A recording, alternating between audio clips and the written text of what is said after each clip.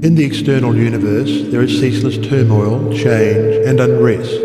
At the heart of all things there is undisturbed repose. In this deep silence dwelleth the Eternal. Man partakes of this duality, and both the surface change and disquietude and the deep-seated eternal abode of peace are contained within him. As there are silent depths in the ocean which the fiercest storm cannot reach, so there are silent holy depths in the heart of man which the storms of sin and sorrow can never disturb. To reach this silence and to live consciously in it is peace. Discord is rife in the outward world, but unbroken harmony holds sway at the heart of the universe. The human soul, torn by discordant passion and grief, reaches blindly toward the harmony of the sinless state, and to reach this state and to live consciously in it is peace. Hatred severs human lives, fosters persecution, and hurls nations into ruthless war, yet men, though they do not understand why, retain some measure of faith in the overshadowing of a perfect love, and to reach this love and to live consciously in it is peace. And this inward peace, this silence, this harmony, this love is the kingdom of heaven, which is so difficult to reach because few are willing to give up themselves and to become as little children. Heaven's gate is very narrow and minute. It cannot be perceived by foolish men blinded by vain illusions of the world. E'en the clear-sighted who discern the way and seek to enter find the portal barred and hard to be unlocked. Its massive bolts are pride and passion, avarice and lust. Men cry, "Peace, peace," where there is no peace, but on the contrary discord, disquietude and strife. Apart from that wisdom which is inseparable from self-renunciation, there can be no real and abiding peace. The peace which results from social comfort, passing gratification, or worldly victory is transitory in its nature and is burned up in the heat of fiery trial. Only the peace of heaven endures through all trial, and only the selfless heart can know the peace of heaven. Holiness alone is undying peace. Self-control leads to it, and the ever-increasing light of wisdom guides the pilgrim on his way. It is partaken of in a measure as soon as the path of virtue is entered upon, but it is only realized in its fullness when self disappears in the consummation of a stainless life. This is peace, to conquer love of self and lust of life, to tear deep-rooted passion from the heart, to still the inward strife. If, O reader, you would realize the light that never fades, the joy that never ends, and the tranquility that cannot be disturbed, if you would leave behind forever your sins, your sorrows, your anxieties and perplexities, if, I say, you would partake of this salvation, this supremely glorious life, then conquer yourself. Bring every thought, every impulse, every desire into perfect obedience to the divine power resident within you. There is no other way to peace but this, and if you refuse to walk it, your much praying and your strict adherence to ritual will be fruitless and unavailing, and neither gods nor angels can help you. Only to him that overcometh is given the white stone of the regenerate life, on which is written the new and ineffable name.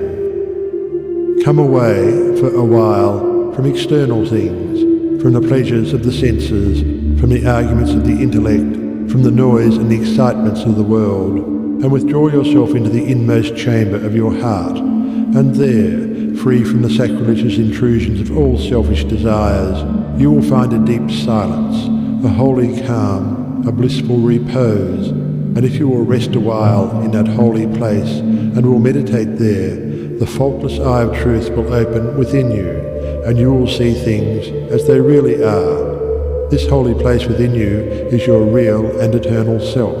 It is the divine within you, and only when you identify yourself with it can you be said to be clothed and in your right mind. It is the abode of peace, the temple of wisdom, the dwelling place of immortality. Apart from this inward resting place, this mount of vision, there can be no true peace, no knowledge of the divine. And if you can remain there for 1 minute, 1 hour, or 1 day, it is possible for you to remain there always. All your sins and sorrows, your fears and anxieties are your own, and you can cling to them, or you can give them up. Of your own accord, you cling to your unrest. Of your own accord, you can come to abiding peace. No one else can give up sin for you. You must give it up yourself. The greatest teacher can do no more than walk the way of life for himself and point it out to you. You yourself must walk it for yourself. You can obtain freedom and peace alone by your own efforts, by yielding up that which binds the soul and which is destructive of peace. The angels of divine peace and joy are always at hand, and if you do not see them or hear them and dwell with them, it is because you shut yourself out from them and prefer the company of the spirits of evil within you. You are what you will to be, what you wish to be, what you prefer to be. You can commence to purify yourself, and by so doing can arrive at peace, or you can refuse to purify yourself and so remain with suffering. Step aside then, come out of the fret and the fever of life, away from the scorching heat of self, and enter the inward resting place where the cooling airs of peace will calm, renew, and restore you. Come out of the storms of sin and anguish. Why be troubled and tempest-tossed when the haven of the peace of God is yours? Give up all self-seeking, give up self, and lo, the peace of God is yours. Subdue the animal within you, conquer every selfish uprising, every discordant voice, transmute the base metals of your selfish nature into the unalloyed gold of love, and you shall realize the life of perfect peace. Thus subduing, thus conquering, thus transmuting, you will, O reader, while living in the flesh, cross the dark waters of mortality and reach that shore upon which the storms of sorrow never beat, and where sin and suffering and dark uncertainty cannot come. Standing upon that shore, holy, compassionate, awakened and self-possessed, and glad with unending gladness, you will realize that never the Spirit was born, the Spirit will cease to be never. Never was time, it was not. End and beginning are dreams. Birthless and deathless and changeless remaineth the Spirit forever.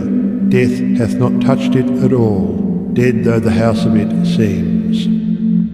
You will then know the meaning of sin, of sorrow, of suffering, and that the end thereof is wisdom. Will know the cause and the issue of existence. And with this realization you will enter into rest, for this is the bliss of immortality, this the unchangeable gladness, this the untrammeled knowledge, undefiled wisdom and undying love. This and this only is the realization of perfect peace. O thou who wouldst teach men of truth, hast thou passed through the desert of doubt? Art thou purged by the fires of sorrow? Hath ruth the fiends of opinion cast out of thy human heart? Is thy soul so fair that no false thought can ever harbour there? O thou who wouldst teach men of love, hast thou passed through the place of despair? Hast thou wept through the dark night of grief? Does it move, now freed from its sorrow and care, thy human heart to pitying gentleness, looking on wrong and hate and ceaseless stress? O thou who wouldst teach men of peace, hast thou crossed the wide ocean of strife? Hast thou found, on the shores of the silence, release from all the wild unrest of life?